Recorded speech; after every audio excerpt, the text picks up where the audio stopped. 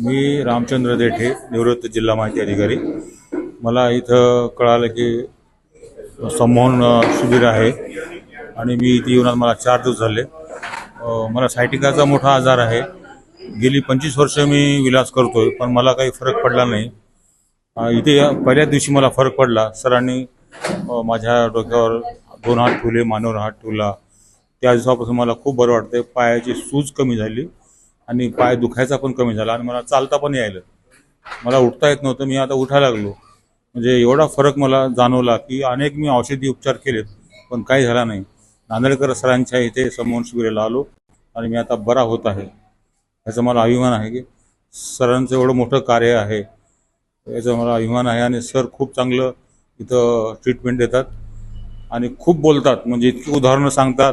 म्हणजे त्यांच्यामध्ये एवढी पॉवर आहे बोलायची की एवढं कसं बोलू शकतात। मुखपाठ त्यांना सर्व आहे, कविता, कथा, कविता, सगळ्यांची नावं।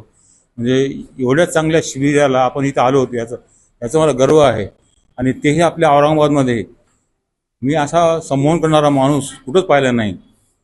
सरांचं एक म्हणजे दैवी शक्तीच आहे त्यांच्यामध्ये, असं मला वाटत आहे। सर खूपच जवळीकता साधून आपल्याशी बोलतात, आपल्याला आपलं मन परिवर्तन करतात आणि खरं आपण काय आहोत हे आपल्याला इथे आल्यावरच कळलं की आपण काय आहोत, कसे आहोत, कुठे आपण जाणार, काय करणार। याचा मला अनुभव आला। सरांचे आभार माना तेवढे कमीच आहेत। धन्यवाद।